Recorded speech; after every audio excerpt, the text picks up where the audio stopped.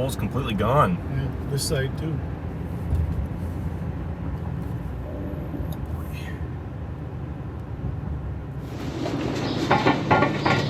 It's not supposed to do that.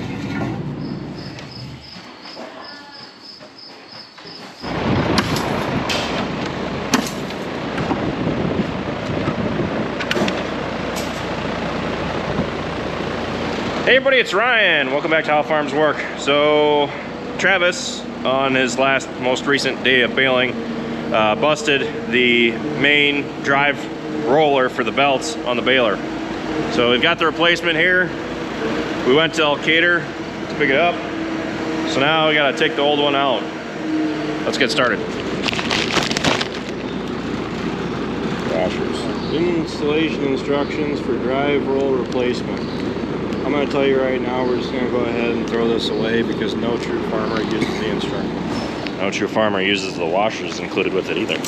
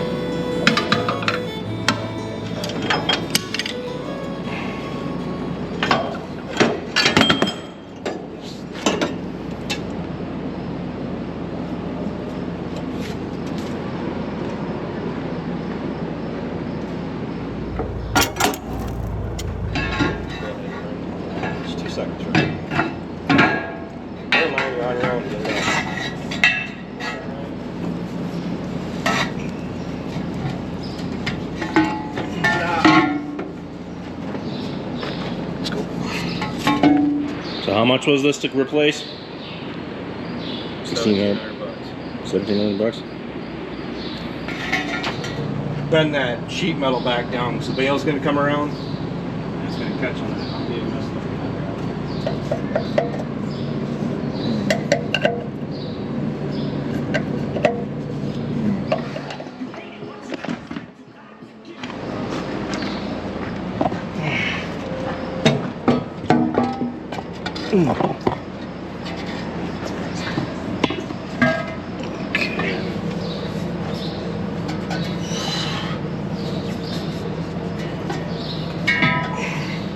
Second.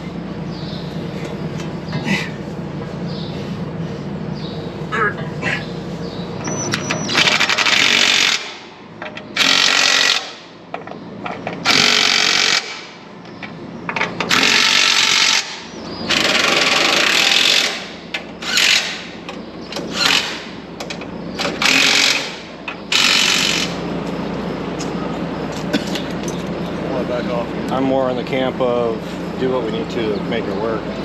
Well, we got plenty of spacers here to make up for it, Travis. I'd like to know what that it's pitch cut off is for. The other shaft, it's different. It's meant for the roll pin thing. So let's do that again. Take it out and put in what I measured out for you. Let's try that. Is that the right measurement?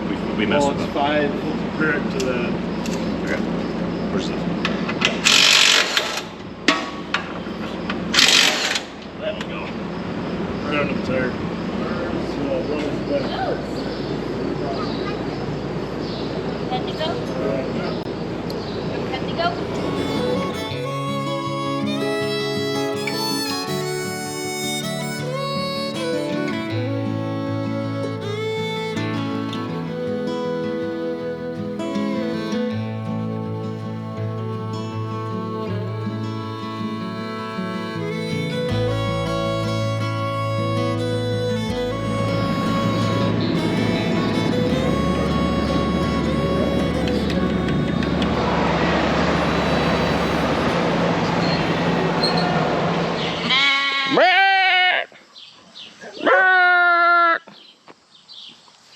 Yeah, you don't know what to think, do you?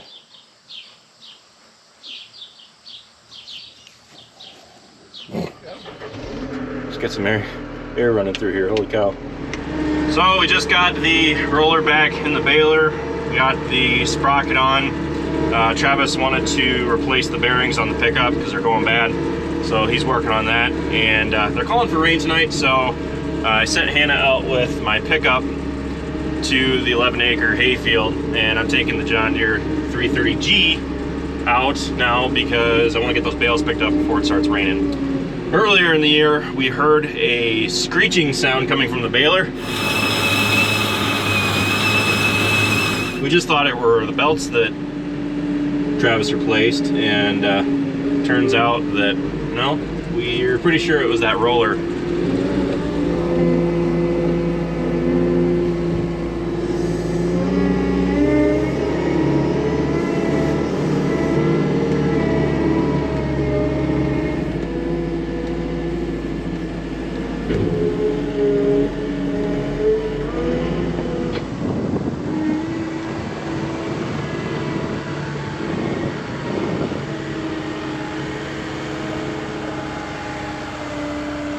We gotta put straps on. Otherwise, probably not gonna stay on the way home. Where'd he go? You go. You.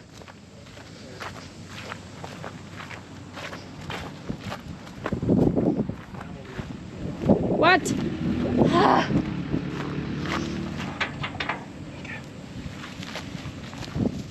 Oh heck, it's all wrapped up.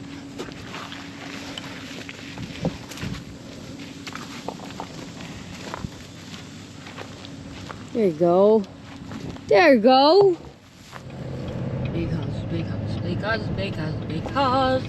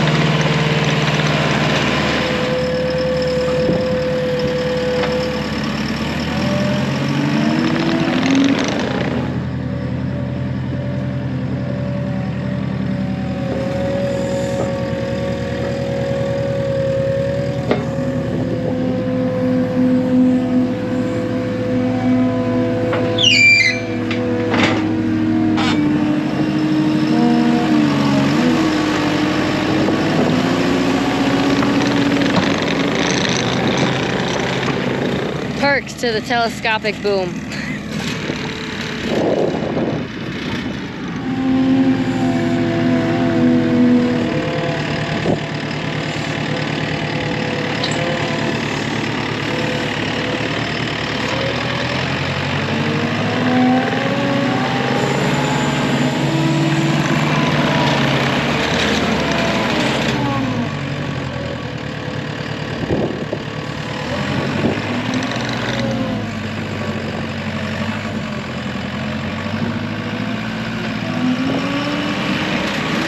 The reason that the bales they flipped out over end on end twice on me was A, because I didn't have it tilted back far enough, but when I loaded them on the trailer, I made sure that the heavy sides were in the center.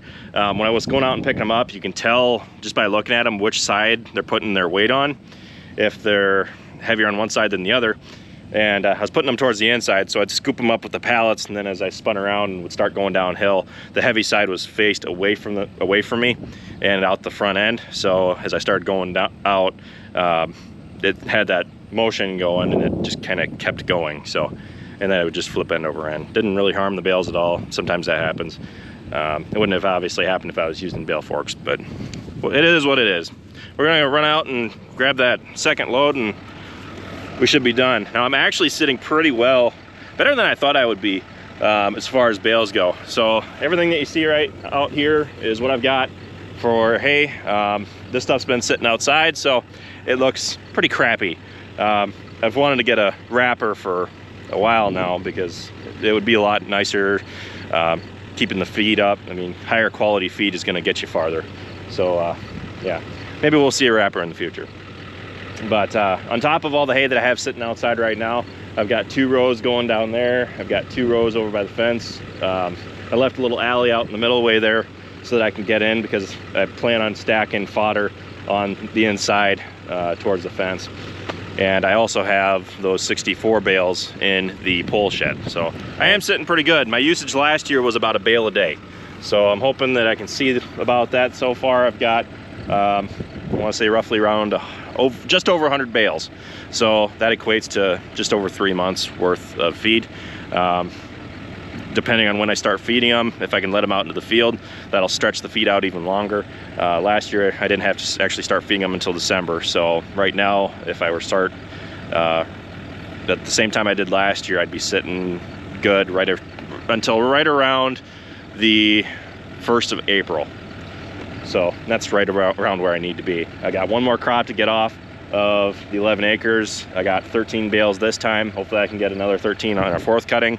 It's growing back really well. As you can see, it's not been that long since we cut it, and the alfalfa is already a couple inches tall. So let's go get those bales.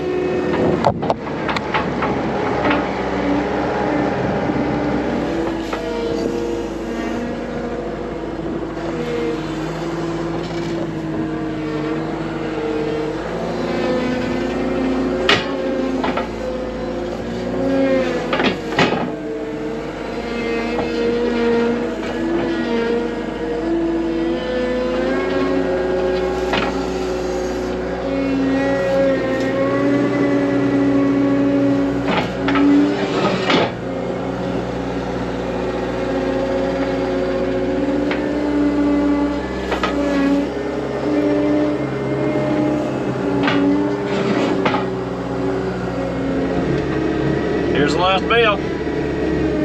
Now, when we baled these, they were rather wet.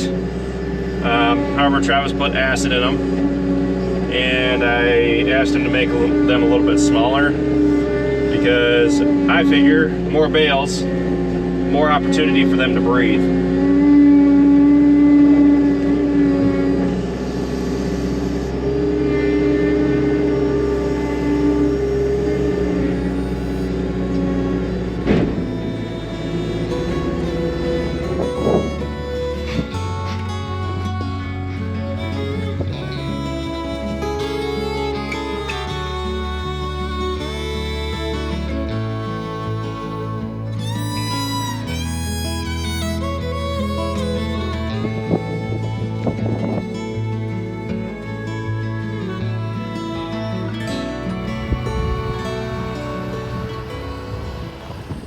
Storms are coming. Need to get the deer back to the farm.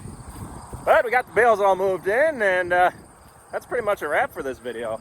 I'm gonna take this back to the farm, go home, lock everything up before the wind hits. They're calling for 80-mile-an-hour winds right now. Hopefully that doesn't happen. But yeah, that's pretty much it. Thanks for watching this video, guys. Be sure to check out all of our other videos. Be sure to like, comment, and subscribe. And be sure to follow us on Facebook, Instagram, Twitter, and Snapchat.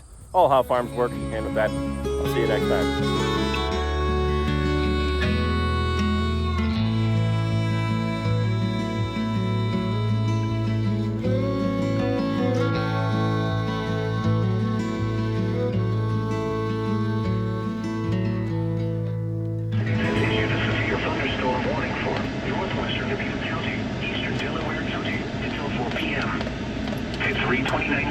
A severe thunderstorm was located over Earlville, or 11 miles east of Manchester, moving northeast at 20 miles an hour.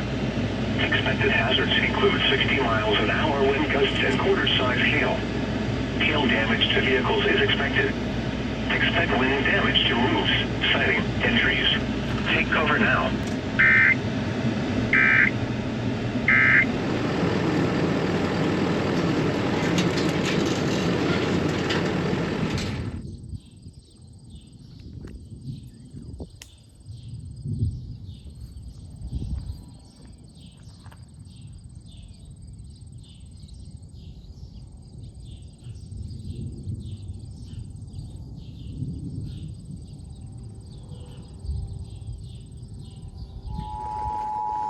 The National Weather Service in the Quad Cities has issued a severe thunderstorm warning for northwestern Joe Davies County, northwestern